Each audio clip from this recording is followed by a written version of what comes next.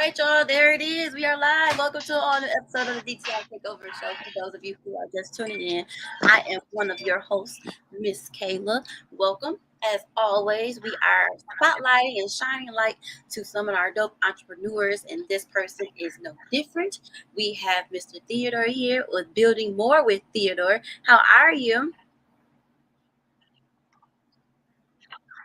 I'm doing pretty good in yourself, Kayla. How's your day going so far? It's going. Can you hear me? I can't. It's going. It was a little Okay, I think you delayed. lagged on our end, but okay, we're gonna get through it though. That's right. So Theo, tell us what about yourself. Absolutely. So, born and raised in the city of Detroit. Went to Tech. He was the first class to graduate from the new building, class of '06. Studied at University of Detroit and graduated ultimately from Lawrence Tech University with a degree in architecture, degree in civil engineering. Part of me getting into project here in the city of Detroit, such as the Q line, as well as Penske Technical Center. The tracks actually come out on that project for a little bit while I was here. And to make a long story short, my corporate journey ended in 2015. Started doing freelancing in 2016, and then I got into real estate in 2017. And then from there, just kind of snowballed effect with the brand that I have, Building More with Theodre. I started off as a licensed real estate agent with eXp Realty. As I began to serve investors, began to utilize my architecture and engineering, coupling my contractors, more design and construction, and building. And from there, whether it's okay, let me know where you missed me at. What was the last part? What was the last part you heard? So you were saying that that's how you got into Building More with Theodre. Yep. So if anything, a little bit didn't like working corporate in 2016. Started doing freelance design. Got my real estate license in 2017. Been a licensed agent with eXp Realty for almost about 5 years. And then as I worked with investors as an agent or renters, I saw that homes were not built to the standard of living. So that's what really preempted me to couple my brand with my contractor's license and start my general contracting company, Building More Design and Construction. And then from there, my brand just began to, expand and grow from there, whether it's real estate acquisitions and sales, with the home, working with investors directly with my contracting company, Building More Design and Construction, or giving buyers the tools to need to build or restore positive credit to purchase with my credit restoration company, the Building More Financial. So that's me kind of in a short summary. Outside of that, I do invest in real estate as well. I have a but I have a block rather that I'm working on not too far from the Amazon plant that I'm currently building, and also have a nonprofit, Building More Development Group, where we literally do the same things that the entities that my brand carries out, whether it's real estate, financial, or design, building inner city neighborhoods, take homes, you purchase, fix out, and then educate in the neighborhood about financial literacy, building positive credit, and just ultimately building community urban areas. That's my passion. I can tell. Hold on, Theo. I want people to be able to really understand what you're saying. I'm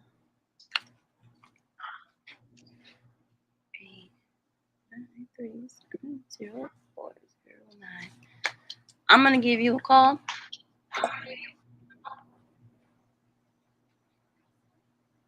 Right now.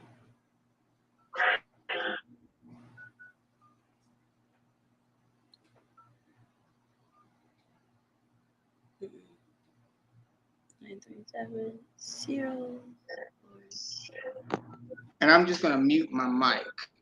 Okay. And then do it from my phone. Yep. Hold on.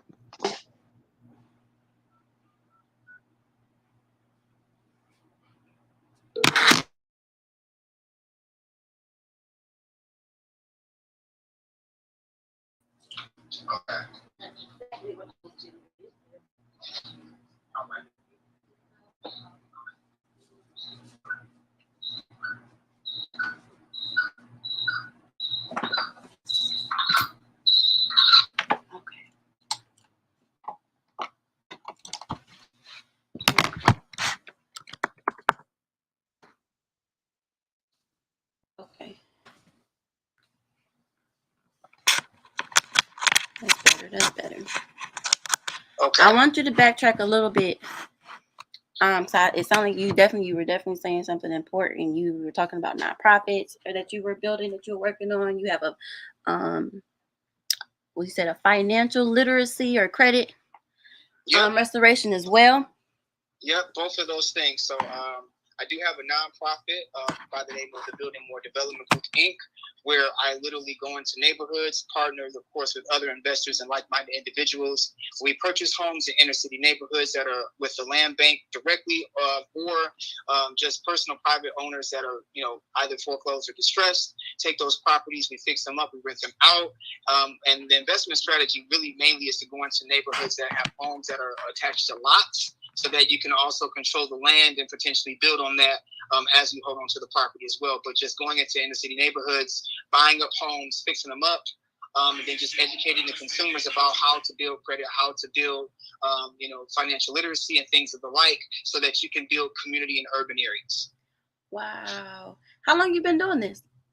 So I've been doing this about 6 years. So I started out building more with Theodre, was actually called Kingdom Design Solutions when I left corporate America back in April 16th of 2016. Mm-hmm. And then when I got into real estate, I wanted to kind of shift things forward and just kind of couple it with what I was doing then at that time. So I changed the name from Kingdom Design Solutions to Building More with Theodre. That was my original real estate moniker before I kind of expanded and grew from there. So been established since 2016, and then got the real estate piece. It'd be 5 years come September. As a licensed general contractor, my contracting company's been in existence for about 3 years. Been licensed as a general contractor for over 3 years, and then my nonprofit has been established for almost 2 years. So I've actually established that during the pandemic. During the pandemic, wow, that's Yes, major. ma'am. Well, congratulations to you. Thank you. What are some things that we don't understand or that you're seeing that people are having a hard time when it comes to like financial literacy?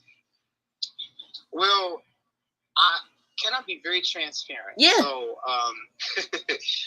it really burdens me that African Americans are the highest consumers in this country when it comes down to financing and spending money, but we don't know how money works. And that's really daunting to me, because other nationalities can come here and they don't know the difference between two, as in T-O, and T-O-O, and T-W-O, but they know how IRAs, 401ks work and money works. So that's just something that really bothers me. And then also we can look at how other communities are set up. Let's just use Dearborn, for instance, how there are businesses in their metropolitan areas and their storefronts, and they're affluent. They may not necessarily be English speaking, but their communities are more affluent and they understand how financial literacy and group economics work. But if you go into our most inner city urban neighborhoods, no disrespect, but it's very systematic. You see liquor stores, Captain J's, Little Caesars, you may very rarely see a real estate or a car insurance situation, but it's low budget, it's low meal. So if you have these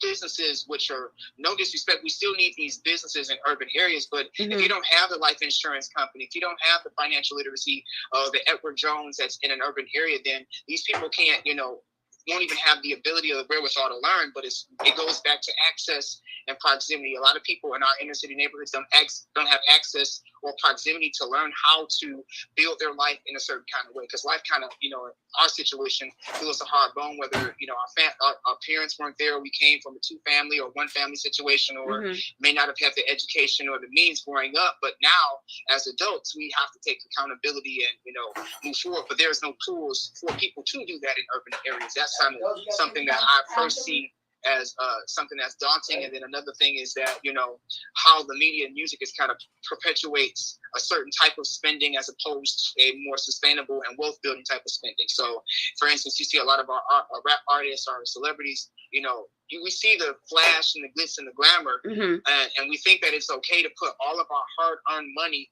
on our feet, on our backs, on our bodies. And if you think about it, it's like if you work a 40-hour-a-week job, and after you paid your bills and whatever you have left over, you're going to put that on your back. You're going to put that on, outside of you put in your gas tank because of inflation or your food or whatever, you're going to put that on your back and your feet. So is that going to really do something for you? If you needed to borrow some money, outside of the chain you could possibly take to the pawn shop, what really equity, what really bank do you have? So it's just really kind of setting us up for success as opposed to setting us up for failure. That's also something that I've kind of noticed while kind of doing my financial literacy lane / educating buyers about how to, prepare for the purchase of a home, or even seeing how other people use and spend their money as I work with investors with my general contracting company. Do you think this is it's purposely set up this way for a reason? Oh, absolutely. It's very pandemic, if you will. I don't want to use a play on words, but pandemic, and it's very systematic. It's just a lot of times, there's a saying that says, if you want to hide knowledge from someone, you can best hide it in a book. And this has been planned for quite some time. When I was in corporate America, and I can freely say this, there was a document that was called Detroit Future City. When I left corporate, when I was working in corporate, it was back in 2013, about almost 9 years ago. And they had basically years of research prior to actually making this document public, years of research from stemming back from 2006, 2007, before they went public with Detroit Future City, and how they were planning on making these particular areas industrial, and how these areas were going to be residential, and how housing was going to be in this particular area, and how the market was going to shift from a renter's market to a buyer's market, or now a seller's market. So that was all pretty much planned out years ago. So I was in college. I want to say that 2006, that was about 14 years ago. So, give or take, kind of dating myself a little bit. But that was 14 years ago, that all the things that we're seeing now is now being played out. And the thing is, this is just the beginning. This is just the beginning. So this is more of a plan that's politely unfolding. So there is a way that you can be on the, the opportunity side of the plan, or capitalize on the plan and make money off of it. But unfortunately, people are so caught up in the sauce and what's going on outside of things that, by the time they realize, it's almost too late. So how do we capitalize on it? Like, how do we get on the right track? How do we really get on the right track? I mean, I know it's kind of, I'm not one of those people that say put yourself up on your bootstraps and save money, because you have to make money enough to save money. And I know some people's financial situation, they really, after paying bills, they really don't have it. So in my situation, it's just a matter of for those that can afford to understand that this is an investment. So with any investment, it requires a level of sacrifice. Depending upon how things are going, you may want to make the ultimate sacrifice. I made some really deep sacrifices along the way, whether it was through my college career, attaining my various businesses throughout my almost 7 years of being around, that get me to this particular position. So you have to get comfortable with making sacrifices and investing in your future, because the future that is planned out, emphasis on planned out, it's going to keep you in a certain paradigm or a certain level until you exit this life. And I don't want a subpar life. I don't want a mediocre life. I want to live my best life. And if someone has said in some sort of back room that I have no control over, that says, hey, Theodore is going to have this certain type of conditions and these certain choices that he can make, I don't like that, because they're not Theodore, they're not God. So I feel that everyone should take that same mobility and power and say, even though this is the plan for me to be, in this systematic housing or low income this, or not be able to have mobility that, I need to break out that mode and that paradigm to, establish some sort of generational wealth. So how do we invest? What do we invest in? Like, how do you determine? So what do you invest in? I mean, I typically tell people real estate is the best thing you can do. And the reason why I say it is because the majority of millionaires have come through with real estate. They've actually made their money through real estate. So you can invest in stocks and bonds. I have a stock portfolio, but as we all know, the stock market needs a blue chew right now because everything is a little deflated right now. So, and there's a certain amount of risk with that, but also with investing, it's not an overnight return. It's not like the same day that you plant the seed, you're going to get a return. So it's going to take time. It's going to take patience in order to get your full rate of return. But I will recommend real estate. And the best thing you can do is just get your credit to a place where your debt to income ratio is below a certain point, such that you can qualify for a mortgage. And the reason why I say do it through home ownership, because other nationalities do it, and I'm going to show you how. So let's just say you buy a home for $200,000 in a nice affluent area in this market. We're not going to focus on interest rates right now. We're just going to say we got locked in whatever interest rate. We purchased a home for $200,000 in a pretty affluent area. We've been in this home for about 2 years. I'm just going to say on average, you're paying a mortgage of $1,350 a month. $1,350 a month for 24 months. That's $32,400. Minus this $200,000 that I spent on this house. That means my mortgage balance is $167,600. Now, I forgot to tell you the nice part. I live in a nice area, so that $200,000 that I bought that house for, it now has an equity of $325,000. So now, because of where it's at.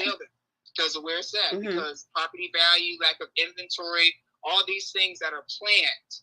Once again, because everyone's talking about this housing crash when we don't have really inventory. What's going to crash? If anything, we have a surplus of buyers with no place to put them.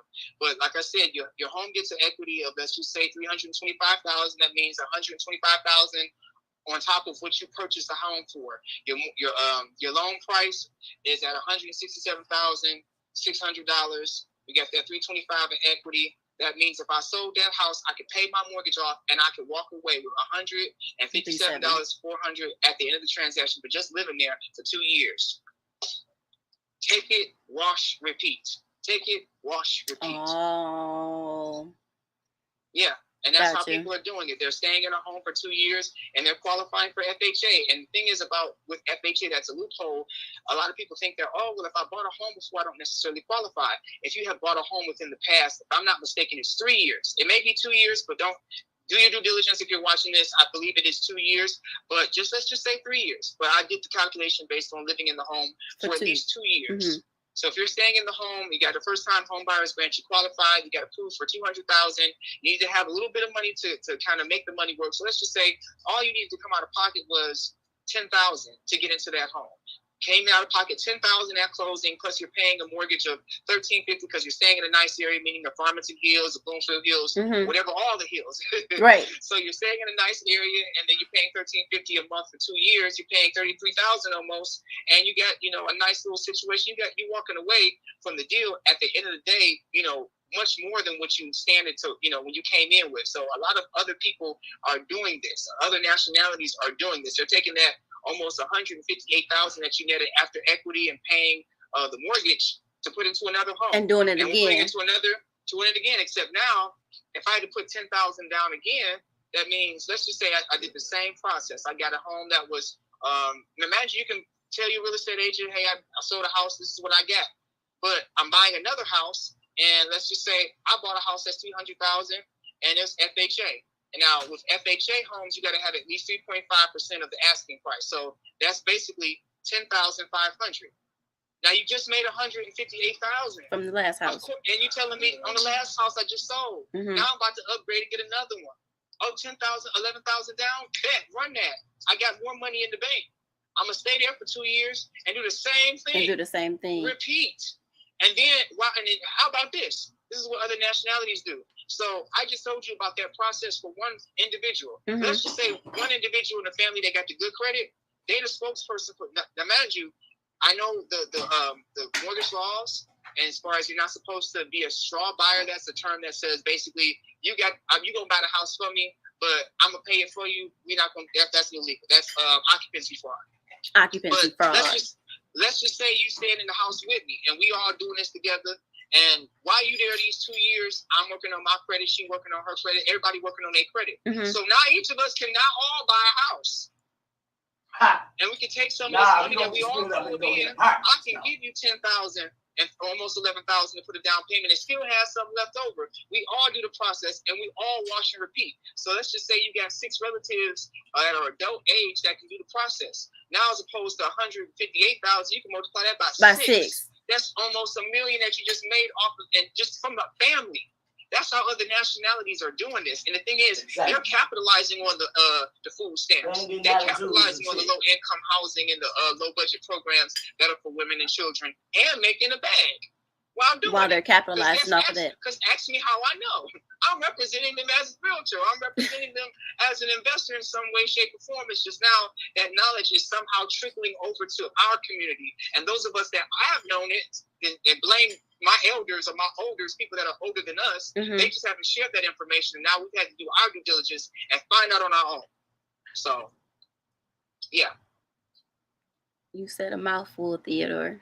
So do you teach these? Like, do you have a course that people can learn from this? I have not formulated a course as of yet. Okay. To be honest with you, I'm still going through my own course. I don't Okay. want to be like any of these other people that are out here that are trying to scam you and say, well, buy my product or get in my course, and they haven't had the experience, or they're copying and pasting from somebody else. So there are some things that I'm still working on in the grander scheme of a quote unquote course. Gotcha. So I want people to stay tuned. I've sent over my social media handles. www.buildingmorewiththeodore.com.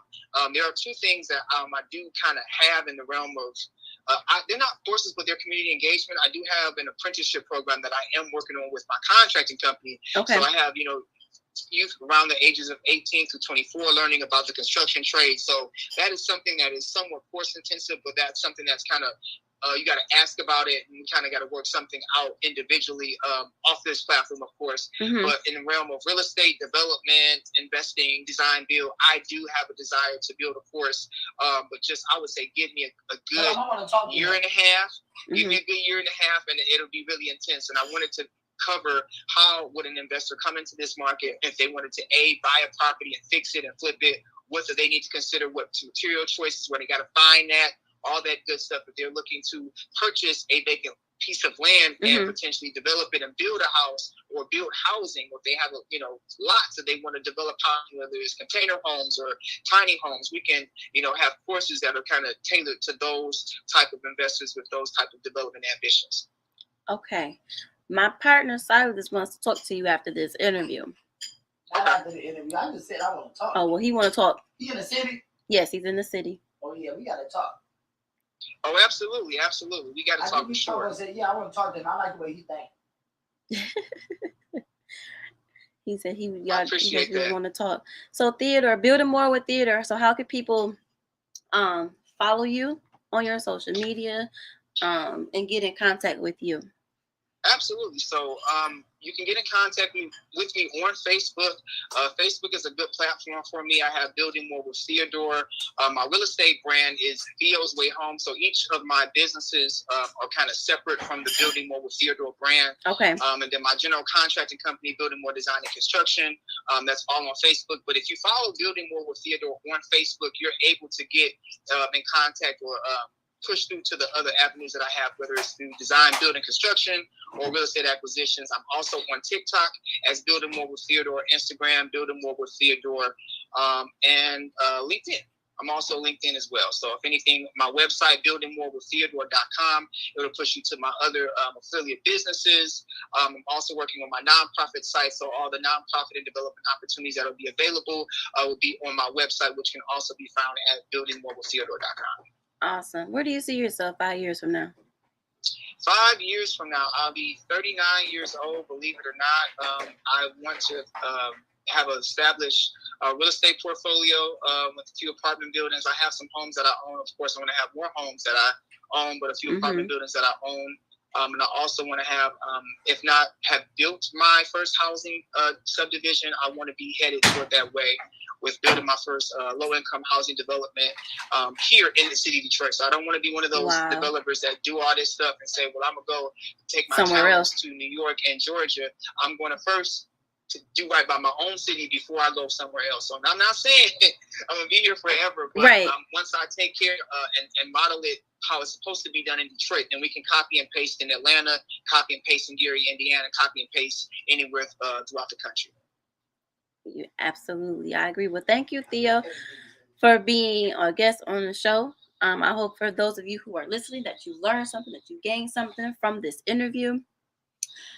Before I let you go, Theo, once again, drop your social media handles, please. I'm going to drop them in the studio chat. Okay. If possible.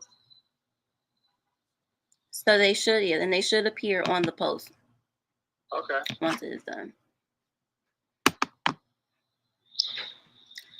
And for those of you tuning in, make sure y'all continue Make sure y'all continue to follow Total Entertainment Radio on Facebook. Make sure y'all continue to follow us on Instagram at Total ENT Radio _. Follow Total Praise Radio on Facebook and on Instagram as well. Check out the website www.totalentradio.com, where you can listen to Total Entertainment and you can listen to Total Praise. Until next time, you guys, I am Miss Kayla, and we are signing off. End it.